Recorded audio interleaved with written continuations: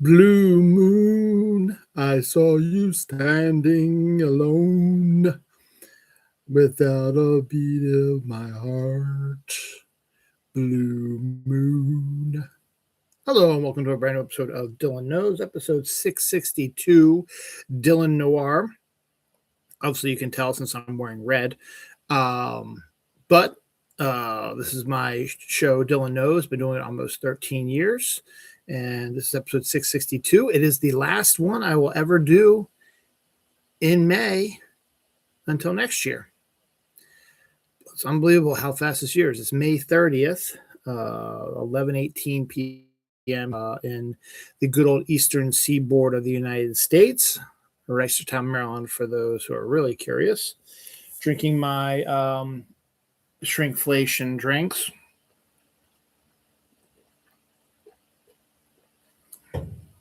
These used to be bigger. Those who've watched the show, when I was drinking before, they were much bigger, contained more. So kind of pissed it's all kind of happening. But that is what's going on. So a lot of stuff going on this week here. For those who don't know, my show is just basically a weekly show where I talk about the stuff that happened this past week in pop culture, food, weather, science, animal stuff, some politics every once in a while, but mostly pop culture stuff. That stuff includes the insanity that is the Backrooms movie, and how it and Obsession and Iron Lung are totally changing the landscape of American cinema right now. Also, we've got specialty donuts. We've got Spider Noir. I've watched the entire series, first season. I'll give you my quick thoughts on that. Fortnite had a community day this weekend, and it was today, and it was okay. It was decent. We have some casting news. We have some production starting, production finishing. We've got the first word on the new Minecraft sequel, and there's some interesting stuff going on there. And they've started filming that, but we'll talk about that in a second. There's a Florida man in here. There's BTS is involved with this stuff coming up. Supergirl gets not one, but two big sort of meal sort of things going on, which is kind of cool. I saw Sheep Detectives, enjoyed it immensely. I'll talk about that as well. We have first look at Baywatch. We have some Pepsi news. Some animal stuff. Beavis and Butthead is making some news. Let's see what else we got here. Hacks ends its run.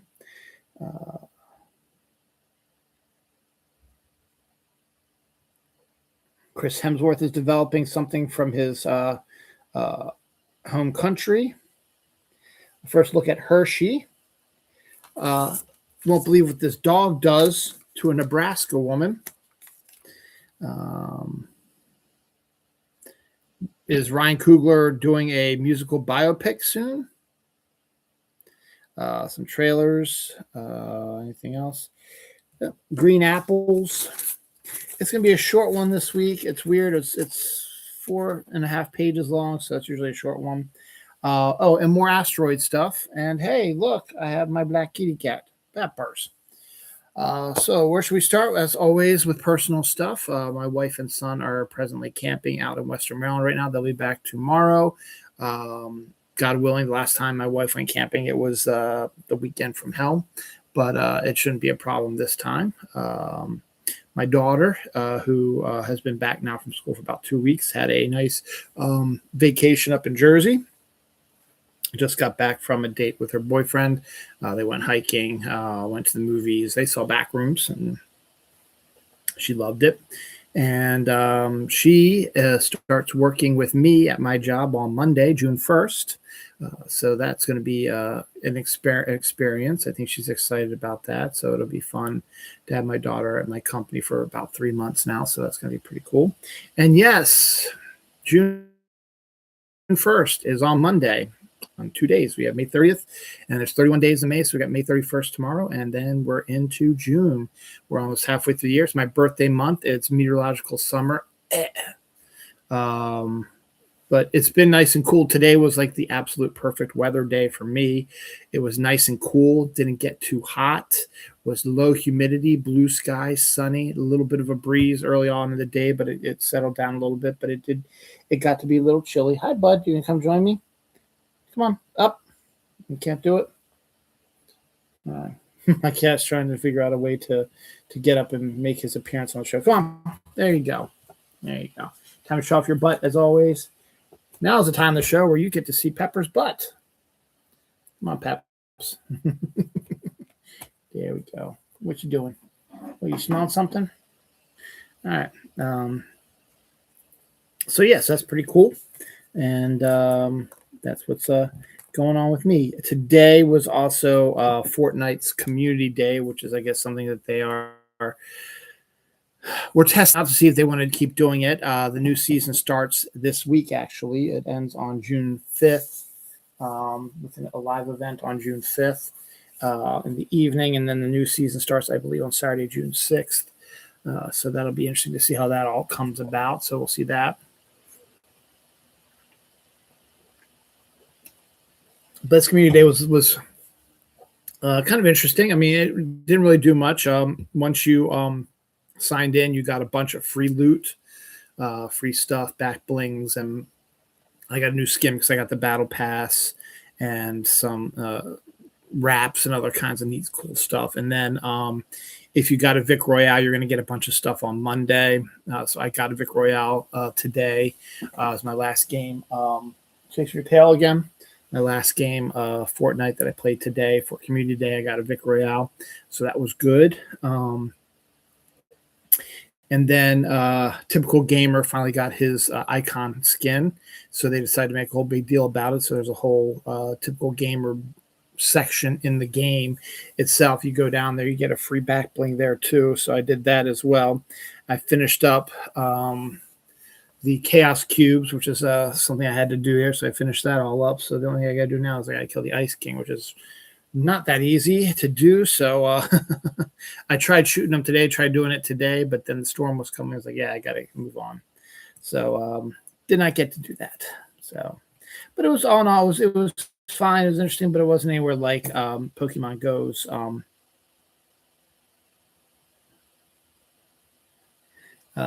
Community Day, which I announced on my show a couple weeks ago when they announced it, that June's Community Day is on Saturday, June 20th, my birthday.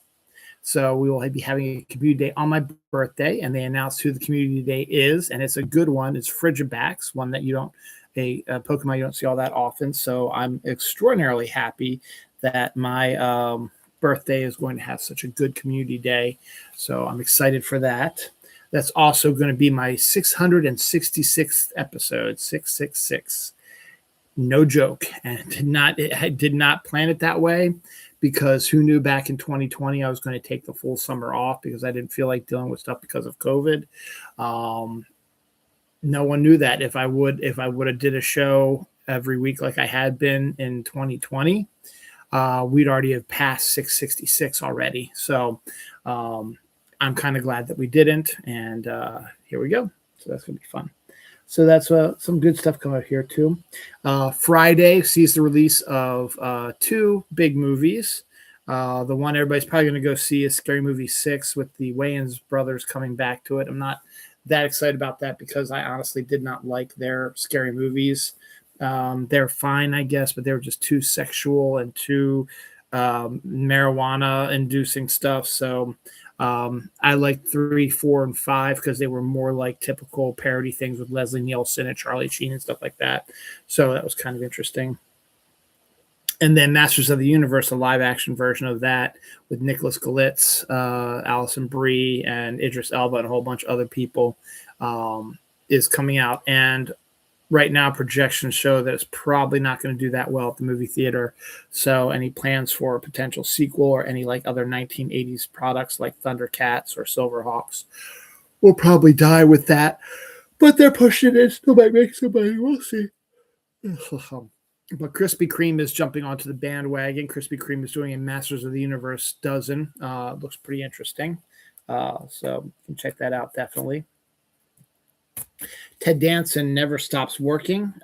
He has joined the cast of a new TV show on Apple TV,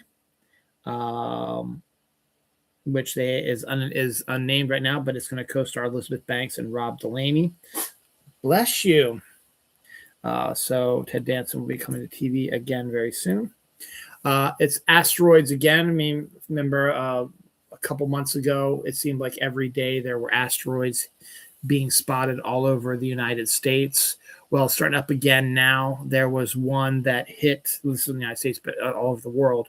An asteroid was videotaped smashing into an erupting volcano in the Philippines, which was, some pretty decent film work to see that happen. And then today, this is on this page. No. Today, there was a asteroid that exploded over the northeast, the Rhode Island, Massachusetts area, Maine area, where they people in the area heard a loud explosion. It was just pepper. So it was asteroids. So we've got 2 asteroids that hit across the world in a span of 2 or 3 days. So remember, we had that run a while back where it seemed like it was happening every day. It looks like it might be starting up again here soon. That's my drink. Don't knock it over. There's Pepper Butt.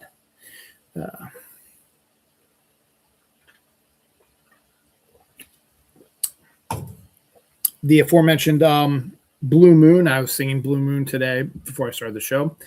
Today is, so technically tomorrow at around 2, 3 in the morning, in about 3 or 4 hours, it'll be officially the full moon, but it'll be a blue moon. For those who don't know, a blue moon is when there's 2 full moons in 1 month. I forget what, I think it's a black moon is when there's 2 new moons in the same month. It's a rare occurrence. That's hence the phrase once in a blue moon. But the blue moon is out there now. I took a picture of it. I'm not very good at taking pictures of the moon anyway, so it doesn't matter. But it's out there now, and it'll officially be full 2 or 3 o'clock this morning. It'll officially be a blue moon. Excuse me. Excuse me. Cooper Hoffman has been cast in Durango, a Hulu drama. Don't know what that's all about. We got our first look at Enola Holmes 3. We get the first trailer for it. It drops on July 1st. I actually did not watch the trailer yet, but I plan on doing it eventually. We also got a teaser trailer for Prime Time, which has Robert Pattinson playing Chris Hansen, the To Catch a Predator host, who is going to be doing a story about how that all came together. And his voiceover as Chris Hansen is absolutely uncanny. So Robert Pattinson probably is going all in on this role. Willa Dunn has been cast as Nellie Olson in the Little House on the Prairie season 2. Everybody were waiting for that because Nellie Olson is one of the worst bad guys in the history of fiction. I don't know much about the reality show Love Island, but apparently it's fairly popular. So popular now that M&M's have created an M&M's Love Island pack, which includes specialty M&M's that have certain phrases on them, and playing like a bingo board that you play where you put those phrases on them, and every time they say it in the show, you eat it, and whoever clears off their bingo board or something like that, or you put it on there when they say it, not exactly sure how it works, wins. So that's pretty cool that they're doing something like that, more interaction stuff, but I don't know what Love Island is, so I really don't care. X-Men 97 Season 2 gets its first trailer as well. That's coming out in June, I believe. This is interesting. This will be good for my wife and my daughter, kind of. BTS will be doing, has done a promotion with Oreos. June 8th, we'll be getting the BTS Oreos, which are purple cookie. That is brown sugar pancake flavor, which sounds absolutely stunningly yummy. And it has 13 different phrases on it. So I'll pick some of those up on June 8th when that rolls out. That's next Monday, not this Monday coming up, but next Monday. Crown Nuggets are also returning to Burger King on June 2nd. I don't remember them ever doing Crown Nuggets, but Burger King has chicken nuggets that look like crowns, but apparently they haven't been around since like 2002, so they're coming back now, which is good. Supergirl. Everyone's already bashing her because she's not a sexy Supergirl. She's Millie Alcock's pretty cute, and she looks like she's going to be a decent Supergirl. I'm excited for it. It's also just the Snyder Bros who just cannot let go, and they're bitching and moaning and complaining about everything as they always do. It looks good. My daughter's extraordinarily excited to see it with me. We're going to go see it together the weekend it comes out, which is also the weekend that my wife and son go up to summer camp for the week. So that'll be a lot of fun. And I told my daughter there's some specialty meal stuff going on connected to Supergirl. I was like, well, this we'll do is we'll go to dinner at KFC because KFC is doing a Supergirl KFC series of stuff, including like chicken nuggets and meal and stuff like that that has different sauces that have names of the characters of the movie on it. Then they're going to be doing a kids meal where you can be getting action figures of all the characters in the movie as well. And then they will be releasing eventually, don't know if it's going to be in all stores or if only in selected stores, but a crypto chicken bucket similar to the movie popcorn buckets. This one has Crypto's head on a Kentucky Fried Chicken bucket. So people are going to want to get that. So my daughter's like, we'll do that. And then for dessert, we'll go to Cold Stone Creamery because Cold Stone Creamery is doing a Supergirl ice cream sundae and all kinds of stuff. The Supergirl ice cream is kettle corn flavored ice cream, which is intriguing enough to get me interested in it. So there's going to be a bunch of different sundaes and stuff like that. So I might have to try that as well. So that'll be a lot of fun to do. Y'all, you've watched the show, you know this, but if you don't know this, I love the fall. The fall is my absolute most favorite time of the year. It is the best season for me, and October is one of the best months of the year.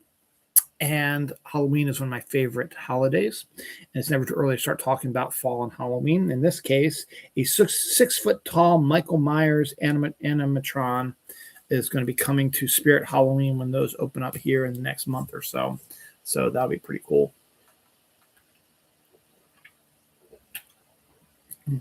So yeah, never too soon. It's also never too soon to talk about Florida Man. This time, Florida Man was arrested for building a full tiki bar in the middle of a Walmart parking lot and giving drinks to people who are going into Walmart or coming out. He was shut down after 3 hours. So that's kind of interesting. I saw Sheep Detectives. I've been meaning to see that, and I wanted to see it and eventually made time to go see it. And it's going out of theaters now because it's been out now for about 3 weeks, which is a shame, but used to have them more in theaters. But there's so much movies coming out now, you got to make room for it, obviously. And they'll still make room for it. Like AMC had 2 showings of it. Luckily, one of the showings was like a 1:30 showing, so I got to see it. It's a fantastic. The best way I can describe it is Knives Out meets Babe. It's a murder mystery set in English countryside, where a bunch of sheep who have been getting read crime stories by their shepherd, played by Hugh Jackman, and they understand it, and they are talking amongst themselves. So you hear them talking regular English to each other's sheep, but when they're talking to people, they're baaing at them like regular sheep. But Hugh Jackman is their shepherd, and Hugh Jackman gets murdered one night, and the sheep have to try to solve the murder. And so we are introduced to a bunch of different characters who could be the perpetrator and why they would do it. And it's up to a young, wet behind the ears lone police officer in the small town of Danbury in England. There's only one police officer, and he's a young guy who's never really done anything before, but he's the entirety of the Danbury Police Department because nothing ever happens there, obviously. They just need to have someone there in case something does. In this case, he's over his head, but he starts coming into his own as he's investigating the crime. He gets help from a reporter that just happened to be in the area. He was trying to get a big story, and the paper sent him to look at the Danbury festival weekend, and it's just a small little thing. So he's sort of stuck in Danbury. So when he hears about a murder, he decides, hey, this will be my ticket into big time newspaper stuff. So he hangs around the police officer to write himself a story about that. And then there is the butcher who wants to butcher the sheep and eat them and sell the meat because they're good stock. There's the shepherd of the next farm over who wants to take over the farm as well, take over Hugh Jackman's farm to own that whole area, and Hugh Jackman doesn't want to sell. We have a woman who runs the hotel who is extraordinarily jealous because she's in love with Hugh Jackman's character, and anything that and he doesn't really reciprocate it. The priest, he never goes to church, but one day the priest, Hugh Jackman, walks into the middle of a church service and drops a bunch of money into the collection plate in the middle of mass, and the priest is taken aback by it. He thinks that they're trying to figure out why would a man who's never gone to church put this much money into a church's coffers. Who's the other? And then there is Emma Watson as a lawyer who is hired to process Hugh Jackman's will, and a young woman who is with the lawyer who turns out to be Hugh Jackman's. This isn't really a spoiler because it's told pretty early on. It happens to be Hugh Jackman's long lost daughter. So we have all these characters, and the police officer and the newspaper reporter investigate them. Meanwhile, the sheep are trying to solve the murder themselves, and they decide to help this young police officer, and they tag along for some of the stuff as well. It is a live action film. The sheep's voices, ones that you remember, are Julia Louis-Dreyfus and Bryan Cranston. Nicholas Galetz, who plays He-Man, the upcoming He-Man movie, as the reporter. And the rest is filled with like British actors, so I really don't know much who they are, stuff like that. Oh, and Brett Goldstein, who played Roy Kent in Ted Lasso, plays a pair of twin rams, which is freaking hilarious. So it's funny. It's got some drama in it. It's a crime thriller. It's a murder mystery. And it's like a Knives Out meets Babe. It's absolutely wonderful, fantastic, and it's a very quick, like 1 hour 47 minutes, something like that. So it's a quick film, and it's beautifully shot, and it's a lot of fun. And I highly recommend if you can. It's moving out of theaters now. You might be able to catch it, but definitely check it when it comes out on digital or streaming. And definitely going to get the Blu-ray when it comes out. And it could very well be one of those that I watch over and over again. It is just that good. It does have its scary moments like Babe does, and has its murder mystery crime notes that like Knives Out has as well, and kind of the humorous stuff that happens in it. So definitely worthwhile. Spider Noir is the new series on Prime, based on the character in the Spider-Verse movies that was voiced by Nicolas Cage. So Nicolas Cage was looking to do something different. He was getting a little bored with movies, so he signed on to do this series, live action series based on the character he played in Spider-Verse. It's done by the executive producers are Chris Lord and Peter North or something like that, the guys who did the Spider-Verse movies and also recently just did Project Hail Mary as well. They executive produced this show, and it's an amazing show. It's called Spider Noir. It's set in the late 1920s, early 1930s, right when the time when film noir started coming out to a head. They filmed it in both black and white and color. I'll tell you a story about that in a second. And they dropped all 8 episodes on the day it came out on May 27th. I watched 6 episodes in one sitting, and the final 2 today to watch the whole series. In the end, well worth it. I probably would give it an 8.5, maybe an 8 out of 10. Not a half, 8 out of 10. The ending, I was a little iffy on a little bit, but the final episode has one of the funniest scenes in the entire series in it. Nicolas Cage has a chance to do Nicolas Cage stuff. He is definitely showing Humphrey Bogart, sort of channeling Humphrey Bogart in the film noir movies that he did. And he also has a little bit of the crazy Nicolas Cage in there, but it all makes sense when you watch the entirety. When you saw the trailer, just like, oh, he's just making a bunch of type of things. No, it actually makes sense in context once you watch them why he's doing that, and he doesn't do it the whole film. It is definitely done in the style of a film noir. There's a femme fatale. There is a morally gray private investigator who was once a hero, but a tragic event turned him into sort of this morally gray alcoholic sort of type. His best friends are a black reporter for the Daily Bugle named Robbie Robertson. We all know Robbie from the comics, who has to deal with his own little racial issues as well. And then his secretary, Judy, who's phenomenal in the movie as well, Judy Sanchez. So you get a little bit of a Mexican-American in there as well. And then you have Brendan Gleeson, who plays the main bad guy, Silvermane, which when I watched it in black and white, you saw the white streak in his hair pop a lot more than it did in the color version.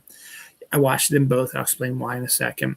And then you've got no other really big actors, but everybody else in the film did a wonderful job.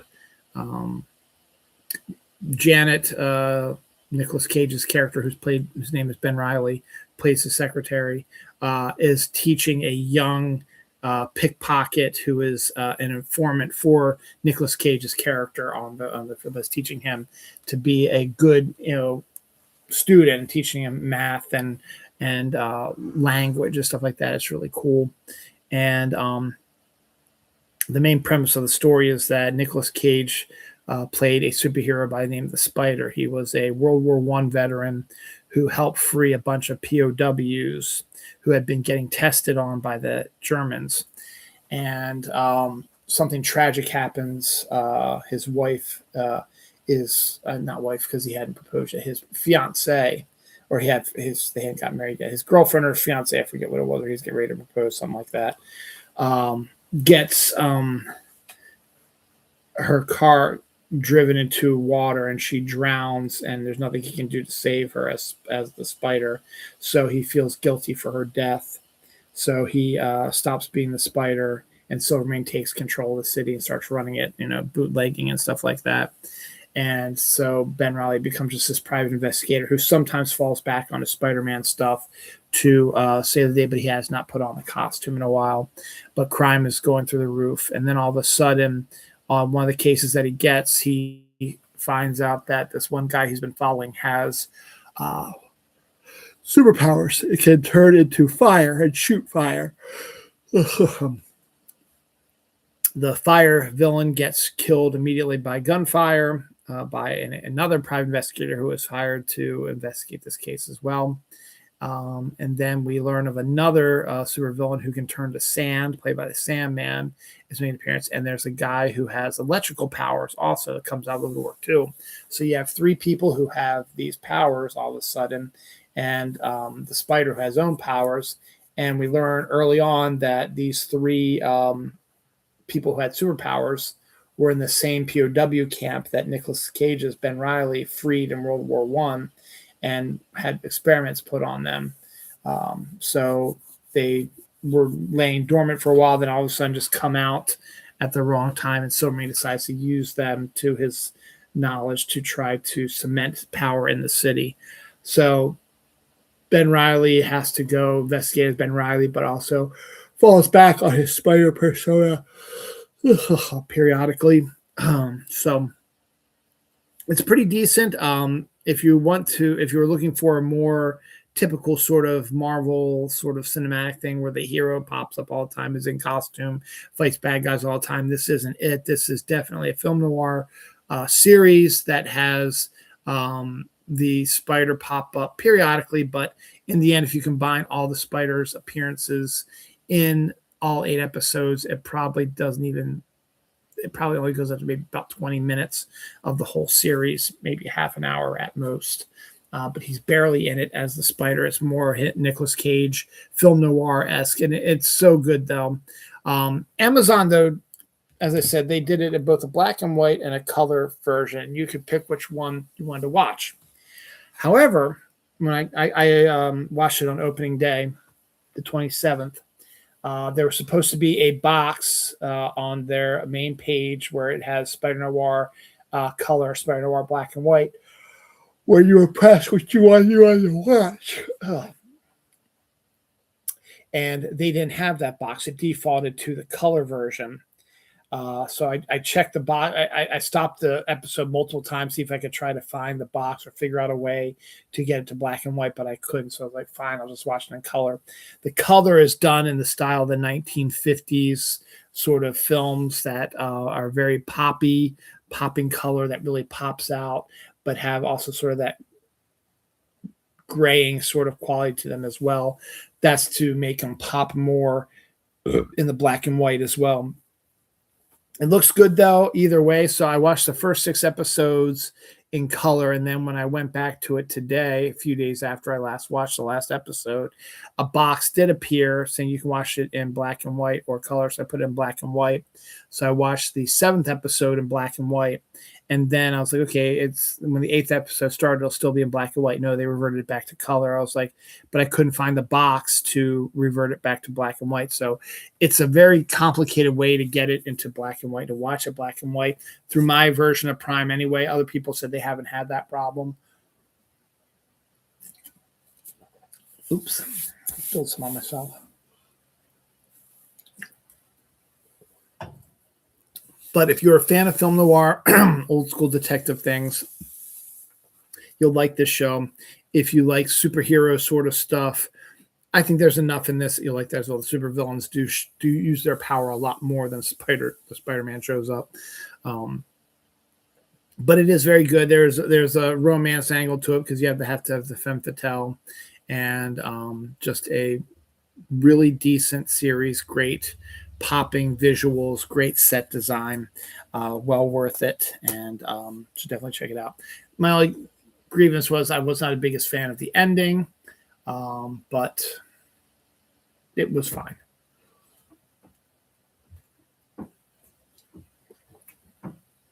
It's a big fucking mess. Jesus. Spilled it twice. Valuable iced tea. And because it's so small, I'm already done. I'm only half hour in. Oh, well. So there's that. All right. Deaths this week. Pierre Denny, Emily in Paris, actor, dies at the age of 69. Yoshihiro Nishimura, a Japanese cinema director who directed Shin Godzilla, passed away this week. Mark Bailey, a former Astros catcher, died at the age of 64. Howard Storm, TV director, Mork and Mindy, Rhoda, and Valerie passed away this week as well. And Bob Horner, a Braves Major League Baseball player, died at the age of 68. Anniversaries: X-Men Last Stand, or also known as X-Men 3, which is a terrible movie, by the way. It wasn't directed by Bryan Singer, but Brett Ratcliffe. And just as bad. 20 years ago this week. The Longest Yard, the remake with Adam Sandler's 21 years ago this week. Stranger Things Season 4 released 4 years ago this week. Yep. Oh, and Killer Clowns from Outer Space debuted 38 years ago this week. Julia Louis-Dreyfus, Ed Harris, Allison Janney, Joe Keery, and Lily Rabe are all going to be appearing on Broadway this fall in a show called Other Desert Cities. And that looks really, really cool. The casting is fantastic. A new owl was discovered in the wild in the United States. He was an orange and white colored owl. Looks very cool looking. Yeah, I'm not going to do the AMA awards for this week. K-pop Demon Hunters won a bunch. That's all you need to know about that. We got our first we got a new Toy Story 5 trailer. I have no desire to see Toy Story 5, nor did I watch the trailer, so do it as well. Paddington 4 is in the works. Why not? The other three have been so successful. I'm not being facetious. They actually have been hugely successful. So it makes total sense to me. A new deep sea octopus was discovered. A small blue guy was discovered. So that's pretty cool. Oscar Mayer stuffed hot dogs in time for the summer barbecuing season. Has cheesy smokehouse flavor, jalapeno cheddar, classic chili, and regular cheese flavored filled hot dogs. Med is a new Brazilian is a Brazilian take on a medical drama set to debut on Netflix.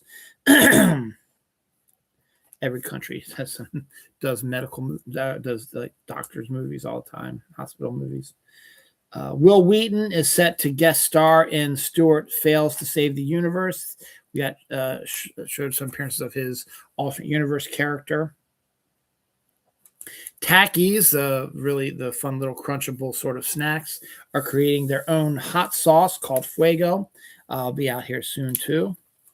Pepsi to release 13-ounce soda bottles in Pepsi and Mountain Dew, so it gets a little bit more for the summer than your typical 12 ounces. You get 1 more ounce of soda. They can charge you a lot more, obviously. Also, 1 more ounce might not be that much, but still, it's something, I guess.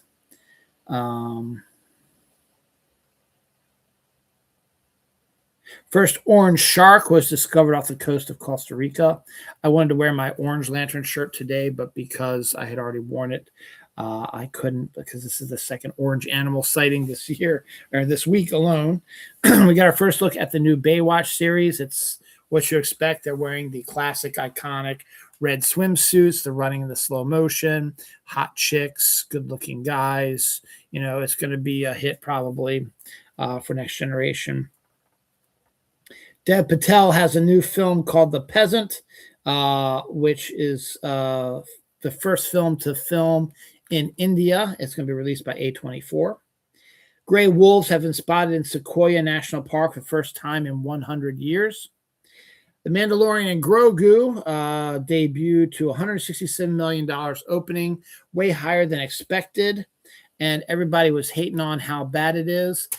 My boss, who is a strident Star Wars fan, is usually very outspoken about things and doesn't like a lot of stuff. He absolutely loved the movie, doesn't understand why there's so much hate towards it. It's almost as bad as the hate was for Stranger Things season 5 finale. I thought the season 5 finale was fantastic. I don't understand why people hate it. It's just people being people. Star Wars fans are one of the most toxic anyway, but they were talking about how terrible it was. And I've heard a lot of different things. I've heard people that it is a silly, doesn't do anything for the Star Wars universe, building the lore, as it were, which a lot of people are saying, well, that's the fun part about it, is that it's just a fun popcorn summer movie. It does exactly what I want it to do. And most people are having a blast about it, and lots of kids are going to see it. They're having a blast about it. And that's what's important, right? They need to have their own kind of Star Wars experience. Remember when Star Wars came out in 77, or the first time you saw it when you were young and you thought it was so cool? But if you go back and watch it now, it's not a very good movie. It's just because it's iconic and because of the score and because of the characters. It's just the acting has issues. It looks good, but it's a silly popcorn film. There's no lore involved. I mean, there's a little bit of lore involved, but it's not like a huge thing. And that when it took off, that's when the lore started building up. So I don't understand the hate for Mandalorian and Grogu. I also heard leading up to this weekend, which doesn't matter because they absolutely wiped the crap out of the haters, but hatred for the Backrooms. A lot of people are saying that they don't believe that Kane directed the movie as a 20-year-old. They say he probably put some other assistant who has more experience filmed it. That's just them being jealous of a young person actually being successful, and you're just sitting on your ass not being able to do your dream. He's doing his dream. And to prove it, an actor who was literally in the movie and a production person who was literally in the movie have said, yeah, what are you talking about? Kane is the one that directed everything and handled the whole thing. This talk that somebody else directed it is a bunch of bullshit. Now, of course, you could make a case that they are just saying that to protect their director, but I don't believe it, not for 1 second. I totally believe that it's great. So I don't understand the hatred for it. So it had a $10 million opening preview night. The budget was $10 million. So it made back its entire budget in one night. And then it hit $38 million on Friday. So originally people were adjusting, we're saying, yeah, it's going to make maybe $20 to $50 million over the weekend. Yeah, they're now projecting it to hit close to $88 million domestic this weekend. It already had 48 from Thursday and Friday. So today is probably the biggest day of the week for them to pick up a lot more money. My daughter went to see it with her boyfriend. So that's like $16 each. That's like $32 right there. That goes towards it. And my daughter also said they were out in Hunt Valley. They were going to try to get tickets to the showings out there in Hunt Valley, but all the showings were packed and sold out. So you think about that, there's 200 plus seats in an auditorium for this movie. You charge about $16 a head for that. For 200 some seats, yeah, you're making a shit ton of money hand over fist. So you're going to make a lot of money on this. So I don't understand the hate for both Mandalorian and Grogu and for Backrooms. And so the hate will probably come out also for Masters of the Universe this week. And then there probably won't be any hate for a while until Supergirl hits, because everybody's going to hate on that anyway, even though it's probably going to be a really good movie. Beavis and Butthead are headed for Netflix. They're set to drop on Netflix on June 16th. Don't know if it's just series, if it's the new series, if it's just the new series, or it's the entire series, or if it's just the old series, or even if the movie's going to be involved, or maybe it's just the movie. I don't know, but it's Beavis and Butthead will be in some shape or form part of the Netflix family as of June 16th. We're also getting a new Fallout Jones soda pack, which you can get at Costco. I think last year they did a case of 3 different flavors. Well, we have 3 different flavors now. We have Nuka Cherry, Nuka Orange, and Victory Cola as part of this case lot. So that's good on that. Deaths this week: Charlie Kyofi, X-Files Shaft Clute actor, died at the age of 90. Toshifumi Suzuki created the global sensation that is 7-Eleven. He died at the age of, it didn't say. Stuart McLean, a actor, was murdered. Don't know anything he was in. Doug McCain, the son of the former governor and presidential candidate Bob McCain, died at the age of 66. Deontavius Cooper, 18-year-old college football star, passed away this week as well. And Charlie Moore, Brewers catcher, also died this week. Anniversary is Mission Impossible 2, directed by John Woo, released 26 years ago this week. Back to the Future 3 debuted 36 years ago on May 25th. Alien debuted 47 years ago on May 25th. And the original Star Wars debuted 49 years ago on May 25th. So that's Geek Pride Day. And all those movies came out this week as well on that date.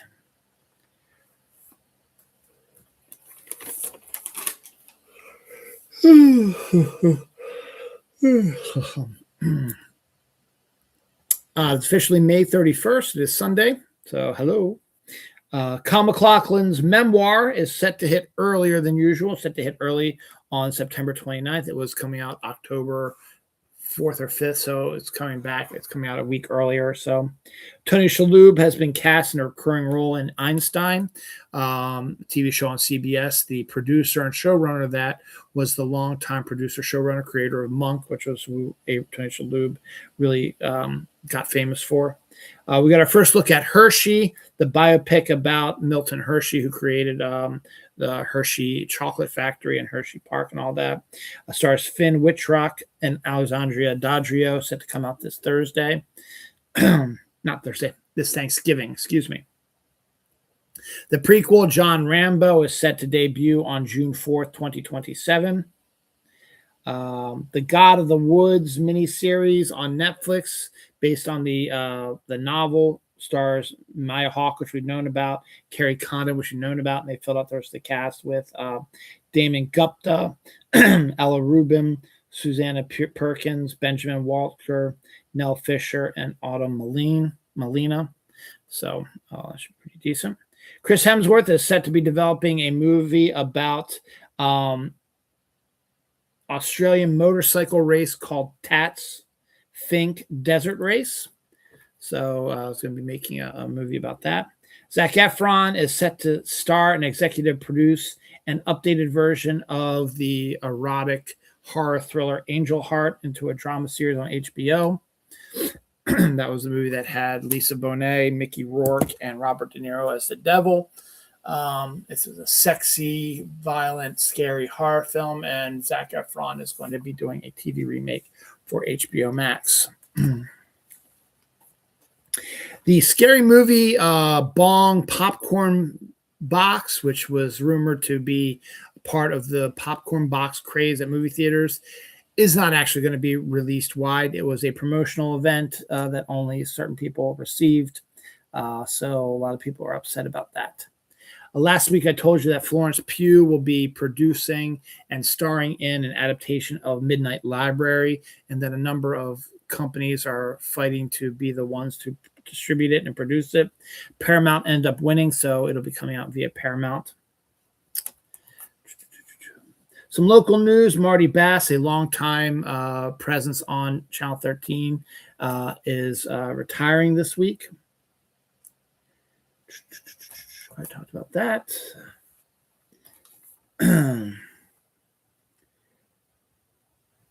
Dr. Pepper Dark Berry crossover with Spider-Man is set to be released in Mexico only, though. Hacks is the next show to finish its series run. It showed its series finale this week. Joins The Boys and what was the other long-running show that ended? Colbert this week. We have a first look at Sugar Season 2, set to debut on June 19th on Apple TV with Colin Farrell. Major League Baseball is floating the idea of a cap, like they have in football, so that they can keep salaries under control. Not going to go over well with the players' union because they want to get paid as much as they want. They don't want to have to be cornholed to a certain amount of money. Dog shoots woman with shotgun at Nebraska convenience store. I think it's something where the woman had the gun in her car. The dog happened to be there, just happened to get his foot around the trigger and fired it at her and shot her. So yeah, morons. Speaking of morons, the White House is saying that aliens are among us. They've been going to school and living with us forever, and other presidents have known about it and let these horrible aliens infiltrate our society, and now it's our turn to get rid of them. So here's my thing. He's been known to, the pedo in charge has been known to confuse things. I think he truly believes the term illegal aliens. He believes truly that aliens from outer space are living amongst us and not immigrants and their families getting themselves involved in neighborhoods. And it also, I believe that also because that means he wants to get rid of them and stuff like that. So it's just another distraction over the Epstein files. It's just ridiculous. And even then, you don't know the aliens are harmful if they've been infiltrating us, and that all these presidents have known before you and haven't done anything about it. Why hasn't there been any major incidences? All the school shootings are not done by students. They're done by people on the outside. So they're not aliens. And they were never said to be aliens. You never said they were aliens. So I don't know where your fear comes from. Oh, my daughter's showering, I think.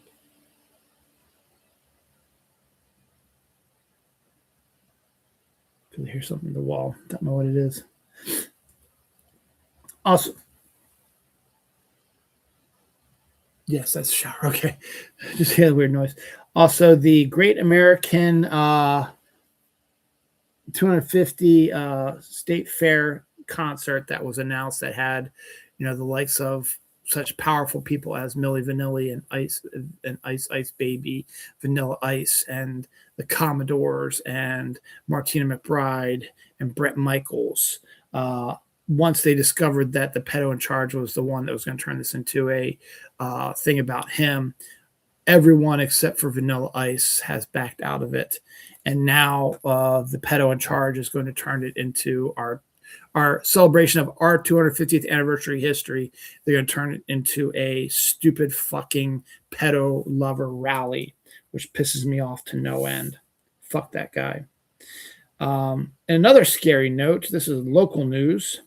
Another body was pulled from the Inner Harbor, making it like the third in the last couple months, which is starting to lead people to believe that there might actually be a serial killer at work in Baltimore City right now who kills people and dumps them into the harbor.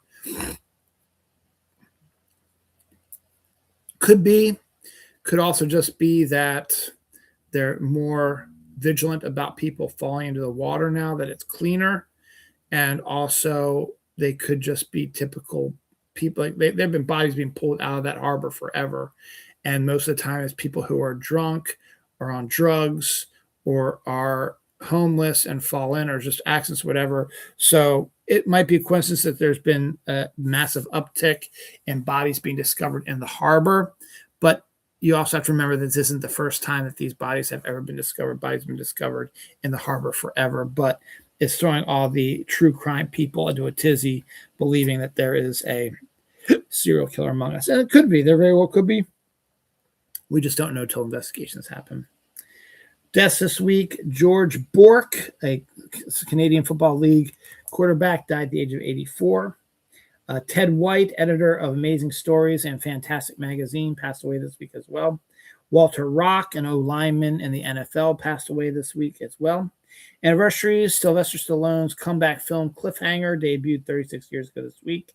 Tom Cruise and Emily Blunt's Groundhog Day-esque sci-fi action thriller Edge of Tomorrow debuted 12 years ago this week. Harambe, I haven't heard about Harambe in a while, was murdered 10 years ago this week. A lot of people believe that's when the tide turned here in the world. Godzilla vs. Mothra debuted 33 years ago this week. And Phil Hartman was murdered 28 years ago this week by his wife. So, Wonderbar. Miramax has canceled their Halloween series, the Michael Myers Halloween series. They just said, not enough interest or not enough good ideas, whatever. They're going to go a different way, but it has canceled the Halloween series. Andy McDowell and Kevin Bacon are set to join the Beach Read adaptation. A lot of people are really looking for that because it's a hugely popular book. September 24th, A Different World reboot hits Netflix. We got our first teaser trailer for it. Stranded on Earth, How Night Skies Became E.T., a behind-the-scenes look at the making of E.T., a book coming out on October 6th. Extraordinarily excited to read that. Amores Perez, a former foreign language film, is being turned into a series, drama TV series. The Ring of Power, the Lord of the Rings Ring of Power on Prime has been picked up for a 4th season. Hoppers, the surprising hit for Pixar, is set to come to Disney Plus on June 3rd. Is Ryan Coogler doing a Prince biopic? It's the newest rumor to cross the wires right now. Nobody knows for sure. I still think it's just a rumor, but it did make my let's keep an eye on this and we'll see what happens. And could be really cool if it does turn out to be true. House of Dragons, Game of Thrones House of Dragons Season 3 trailer debuted this week.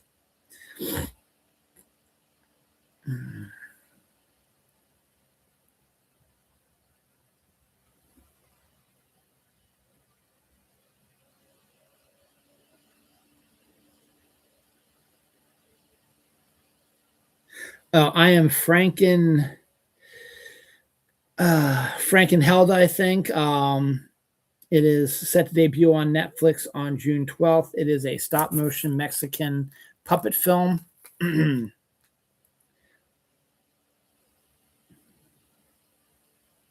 the Hands of Dante trailer debuted. It's coming out on Netflix on June 24th. Interesting cast, interesting premise. That should be interesting to look at. A TV drama featuring focusing on Celine Dion's early life is in the works right now. Andrew Scott is set to play Moriarty in a Moriarty series on the BBC. Evil Dead Wrath finishes production. It's the Evil Dead Burn comes out later this year, and we got another Evil Dead movie next year. Local news, and emu was running loose on the Eastern Shore in Salisbury in Maryland here. Got hit by a car, but did not die, did not get hurt, and it was captured and returned to its owner. Green Apple Brisk is supposedly coming. It was dropped by the actual verified Brisk page on Facebook, and you've seen me drink the blood orange and other stuff as well. If they make a green apple, I will be in absolute heaven. Stay tuned for that as well.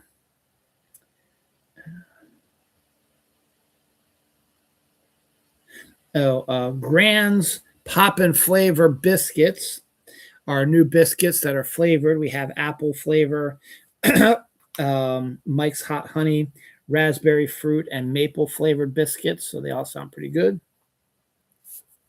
Iron Lung is set to debut on YouTube and is out there now already. That was sort of started this big hit in horror with that Obsession doing over $100 million, which is really decent as well.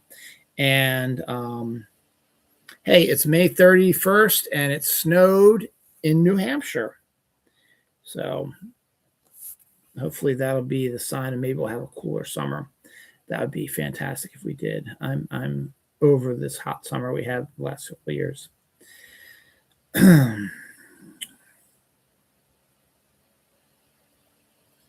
A man was arrested after breaking into Barnes & Noble at midnight in order to finish a book that he'd been reading at the store for 4 straight days.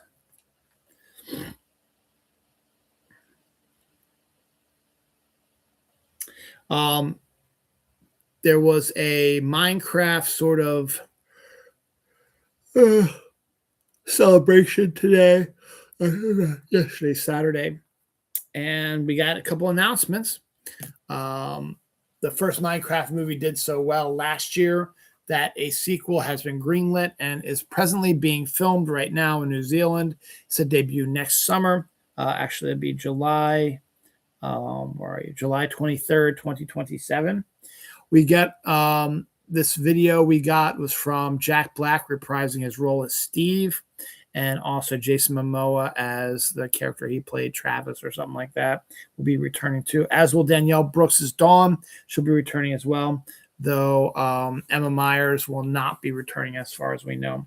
But we also get new cast member Matt Berry, who hinted about who he might be playing, and the costume person gave him a shirt similar to Jack Black's Steve, and he's like, no, Steve wouldn't wear that color. So we're thinking he might be Herobrine. Very possible. We also got to look at some future, some biomes that will appear in the movie. One includes some, there were some designs that we saw in the background in the studio of the Minecraft polar bear. So I might be looking at a polar biome that some of this movie will take place in there. And of course, we got our first look at Kirsten Dunst, who will be playing Alex, one of the other main characters from Minecraft. So she's got the look, and it looks like it's going to be a lot of fun. Set to come out next July. It's currently filming right now, and it is now called not Minecraft 2. It is called Minecraft Squared. And I think that's an interesting name for it. So I'm all for that. Death this week, Clyde Lemieux, a hockey player. Dennis Hull, another hockey player. Owen Rise Davies appeared in Twin Peaks. He passed away this week as well. Kelly Curtis, Jamie Lee Curtis's sister, passed away at 69.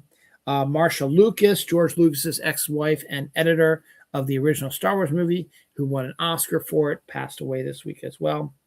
Anniversaries, Cal Ripken, local news. Cal Ripken, Baltimore shortstop, started his streak 44 years ago today. Ended on September 6, 1995 or 96. Broke the record in 96, I think, 95 or 96, and then stopped playing in 2001, I believe. Joan of Arc was burned at the stake for heresy 595 years ago this week.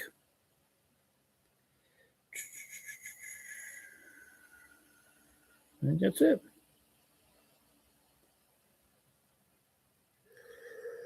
All right, well, tail end here, folks. I can't stop yawning. It's got to be something down here because I'm always yawning on this fucking show. All right, but a little bit extra here. So, Pepsi Night Edition, which adds extra caffeine, is now only available in the Middle East, which sucks. Up there with Dr. Pepper only being available in Mexico is ridiculous. I wish we get them. Magic the Gathering is doing a Felix the Cat set, which is a very interesting crossover. Ava Threat has joined the cast of Liminal, sci-fi film on Apple TV. Cold Water, the Andrew Lincoln TV show, will not be getting a second season. Tortures of the Damned is the next film from Damien Leone, who is the Terrifier director and creator. Joanne Froggatt has set to join the cast of the Magnificent Seven reboot at MGM Plus. Before we get to the final story of the week, anniversary, Finding Nemo debuted 23 years ago this week. Death Larry Stock, a theater critic and early comic book crusader during the EC era when comics were getting close to being banned and destroyed. He came out and defended them, and they're where we are now. So the final story of the week is another political one. A judge has ordered the removal of the pedo's name from the Kennedy Center, which is fantastic. And it's one of these court rulings that you cannot appeal anymore. It is done. If you do not comply in 14 days, you'll be in contempt of court. Though nothing will probably happen if he doesn't do anything about it. So we'll see. But he went on a rant about it as well, as expected. So that's my show. The last one for May. Had to be dark because it's Dylan Noir. Definitely check out Spider Noir. Definitely check out Sheep Detectives if you can. Check out Backrooms. I'll be probably watching Backrooms this upcoming week, so we'll talk about that next week. Backrooms ? It's my daughter's first week at my new job. It's my dad's birthday, June 5th. It's my mother-in-law's birthday, June 2nd. It's D-Day on June 6th. And it's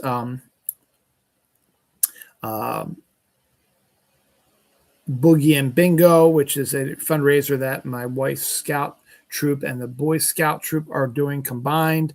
It is a bingo, but with a DJ. So that's pretty cool. It's going to happen this week as well. Boogie, Bingo, Dad, Mill, B-Days, D-Day. That's all I can think about right now. Oh, daughter's first week at work. So yeah, should be an interesting week. Luckily, we still have one more day of the weekend left. I'll be getting to bed here soon because I'm starting to get a little drifty. But thank you for watching. Definitely check out Sheep Detectives. Definitely check out Spider Noir. Definitely check out the Backrooms and all that jazz. Thanks for watching, and I'm going to end the stream now. Ooh, almost puked. Bye-bye, May. We will see you in 2027.